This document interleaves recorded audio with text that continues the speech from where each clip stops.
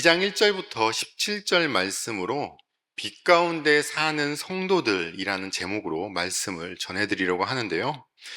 요한일서는 크게 죄와 순종이라는 주제를 중심으로 말씀을 전하면서 세상 것들을 사랑하는 것이 하나님 뜻과 충돌함을 경고하고 있습니다.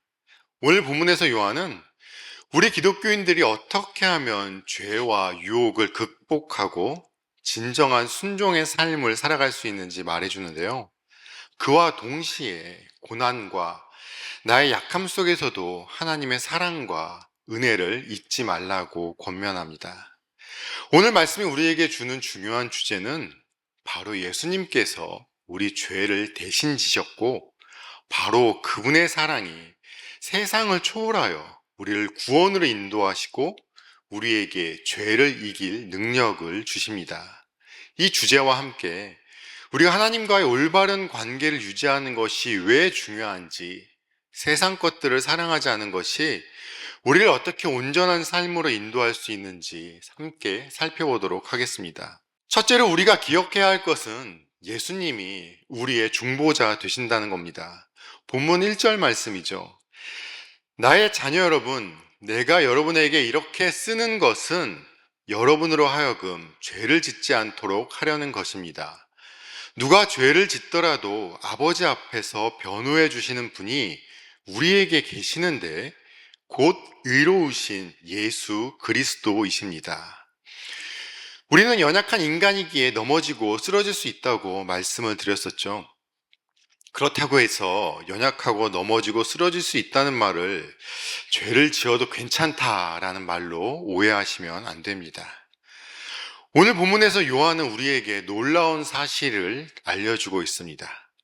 요한은 우리가 죄를 지을 수 있다는 사실을 인정해요.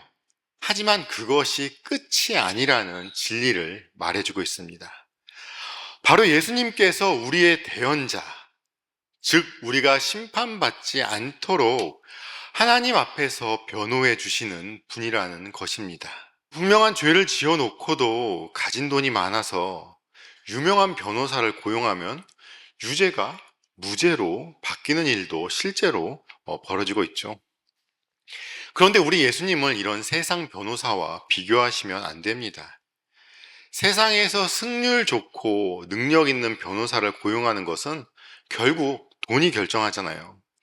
세상은 돈으로 자신이 지은 죄에 대한 벌을 감형받을 수도 있습니다.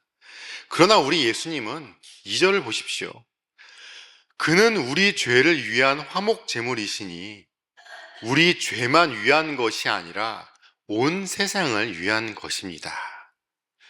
우리가 돈으로 예수님을 살 수 있는 것이 아니라 예수님께서 우리 죄를 위한 화목제물로 친히 희생하셨다는 것입니다.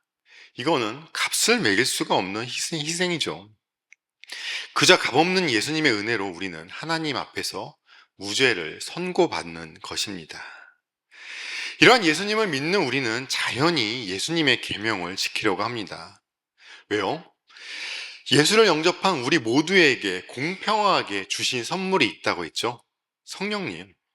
우리 죄를 대신해 십자가에 달려 죽으시고 그 예수님을 믿기만 하면 죄를 용서받는 은혜만 해도 우리에겐 값으로 살 수 없는 은혜인데 거기 더해서 성령님은 우리 모두에게 보내주셨습니다. 이런 성령님이 우리 안에 거하시며 역사하시면 무슨 일이 생긴다고 했나요? 우리는 자연스럽게 계명을 지키려 하게 되고 이것을 통해서 우리는 하나님과 올바른 관계를 맺을 수 있다는 말입니다. 3절 말씀을 보십시오. 우리가 하나님의 계명을 지키면 이것으로 우리가 하나님을 참으로 알고 있음을 알게 됩니다. 성령님이 우리 안에 거하시며 그분의 인도하심을 따라 하나님의 계명을 지키면 바로 그것이 빛 가운데 거하는 삶입니다. 빛 가운데 거한다는 삶은 단순하게 교회 열심히 다니면서 그냥 종교생활 열심히 하는 삶이 아니라 하나님 말씀에 순종하며 살아가는 삶입니다. 성령님이 우리 안에 거하시면서 그분의 음성에 순종하면 당연히 하나님의 계명을 지키려고 노력하게 되는 것이죠.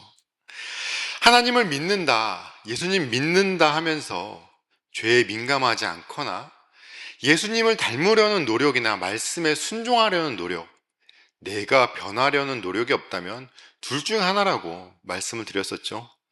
예수님을 믿지 않으면서 믿는다고 착각하는 것이나 또는 지금도 말씀하시는 그 말씀에 순종하지 않고 있는 것, 둘 중 하나입니다. 오늘 본문에서도 요한은 말합니다. 4절 말씀이죠. 하나님을 알고 있다고 하면서 하나님의 계명을 지키지 아니하는 사람은 거짓말쟁이요, 그 사람 속에는 진리가 없습니다. 또 6절에서 분명하게 말합니다. 하나님 안에 있다고 하는 사람은 자기도 그리스도께서 사신 것과 같이 마땅히 그렇게 살아가야 합니다. 하나님을 안다고 말하는 사람은 예수님을 따라서 살아야 한다고 분명히 말합니다. 예수님이 보여주시고 말씀하신 그 말씀에 순종하는 삶을 살아가야 한다고 말하고 있습니다.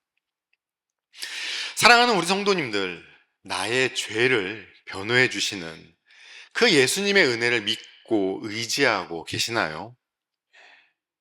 그렇다면 예수님의 삶을 따라서 살고 계시나요? 매일의 삶 속에서 예수님의 믿음 안에 살아가셔야 합니다. 이런 삶이 우리의 노력이 아니라 오직 하나님의 은혜로 인한 것임을, 그걸 항상 인식하시면서 예수님과 인격적인 관계 속에서 지속적으로 의지하며 살아가셔야 하는 겁니다. 그리고 두 번째로 사랑 안에서 행하셔야 합니다. 9절 말씀을 보십시오. 빛 가운데 있다고 말하면서 자기 형제 자매를 미워하는 사람은 아직도 어둠 속에 있습니다. 본문 7절부터 11절까지 말씀은 하나님 안에서 서로 사랑함의 중요성을 우리에게 일깨워 주고 있습니다. 사랑은 단순한 감정이 아닙니다. 빛 가운데 살아가는 삶의 구체적인 열매입니다. 하나님을 아는 사람은 계명을 지키려 노력한다고 말씀을 드렸죠. 지금 요한이 말하는 계명은 처음부터 갖고 있던 옛 계명입니다. 그러나 다시 한번 새 계명으로 말한다는 겁니다. 요한복음 13장 34절에서 예수님은 뭐라고 말씀하셨나요? 이제 나는 너희에게 새 계명을 준다. 서로 사랑하여라. 내가 너희를 사랑한 것 같이 너희도 서로 사랑하여라. 예수님께서 말씀하셨잖아요. 예수님이 우리에게 서로 사랑하라는 바로 그 계명입니다. 오늘 본문에서 요한은 형제 자매를 미워하는 사람은 아직도 어둠 속에 있다고 말합니다. 왜 그러겠어요? 서로 사랑하라는 예수님의 계명을 안 지키고 있기 때문이죠. 우리가 빛 가운데 머물면 계명을 지키게 되어 있다는 것입니다. 아니, 당장 지키지 못하더라도 최소한 지키려고 노력이라도 한다는 것이죠. 예수님의 계명을 지키려는 마음이 내 안에 없다면 아직 빛이 안 비쳤기 때문에 어둠 속에 있다는 것입니다. 성경을 10번 읽고 100번을 읽고 성경 구절을 달달 외우고 있어도 소용이 없습니다. 나는 모태신앙이고 몇 대째 믿음의 집안에 내가 아무리 신앙생활을 오래 했다고 하더라도 형제를 미워한다면 여전히 어둠 가운데 머물고 있는 것입니다. 우리는 사랑을 통해서 빛 가운데 행할 수 있습니다.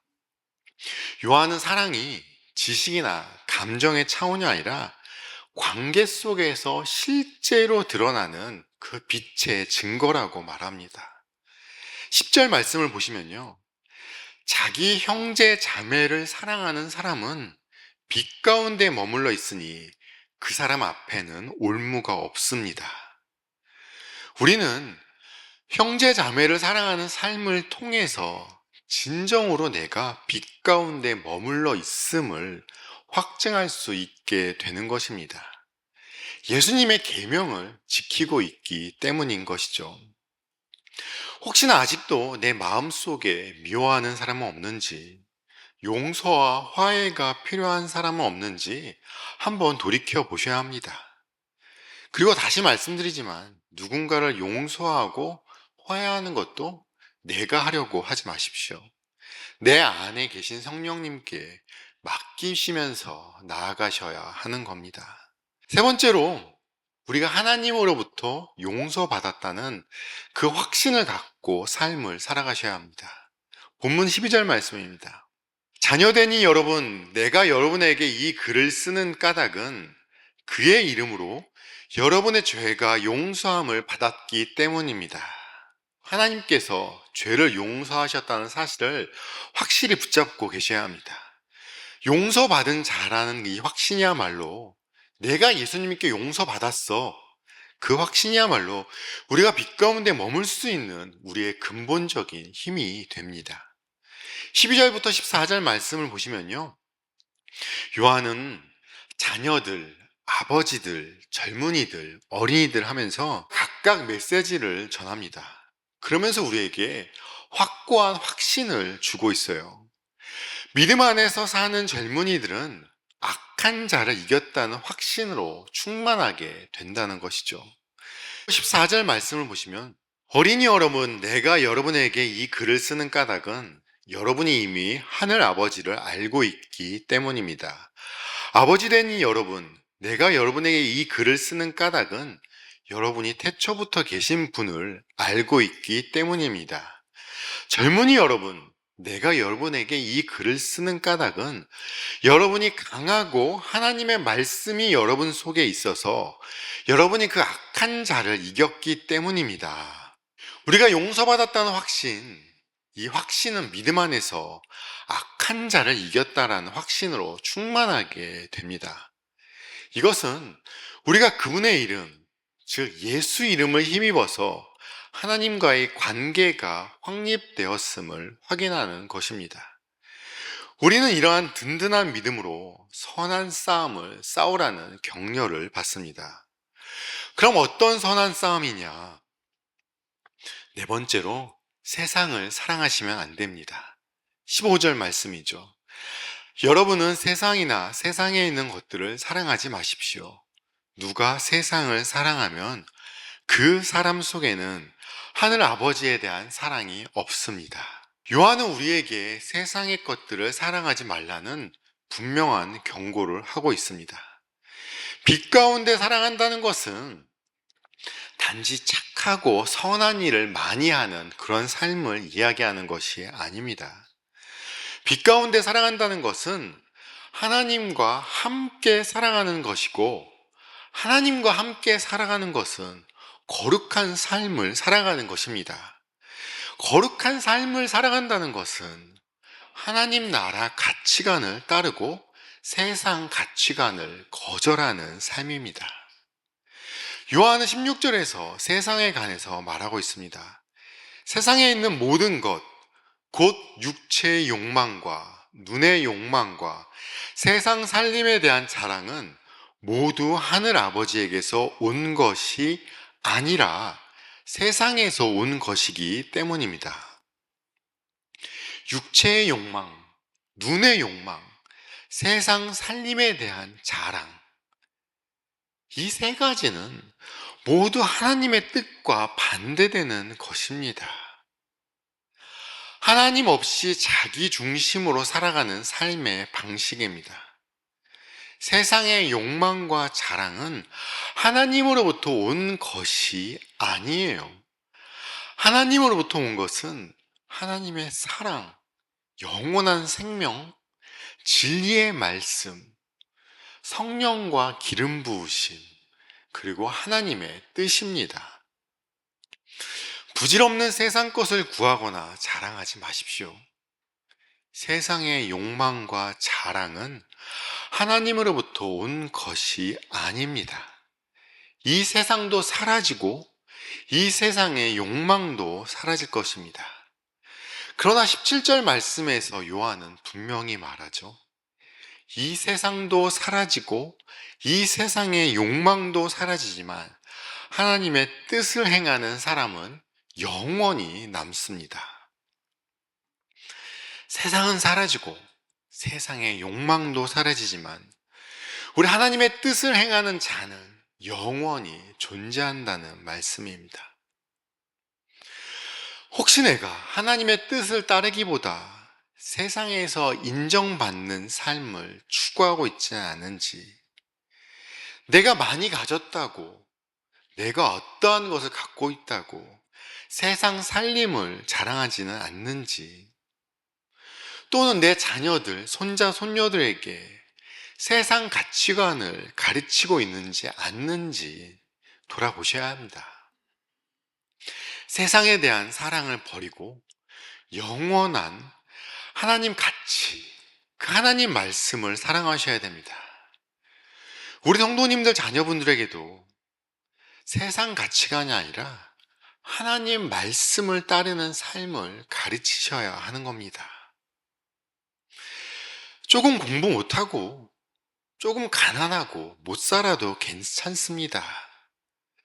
하나님 뜻에 순종하면서 살아가는 것, 그것이 가장 중요한 가치이고 그것이 영원한 삶입니다. 그럴 때 세상은 줄 수 없는 진정한 기쁨과 행복이 우리 가운데 머물게 되는 것입니다.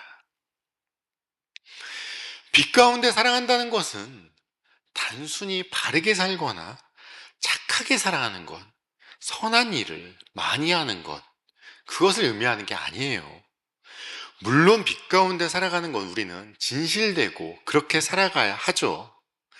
그러나 이 세상적인 착함이나 올바름을 넘어서는 하나님과의 올바른 관계를 유지하면서 살아가야 하는 것입니다. 하나님과의 올바른 관계를 유지할 때 그러한 착한 행동, 선한 행동이 저절로 나오게 되어 있는 것이지, 내가 의로운 삶을 산다고 해서 하나님과의 올바른 관계가 유지되는 게 아니라는 거죠. 먼저 하나님과의 올바른 관계를 유지하셔야 합니다.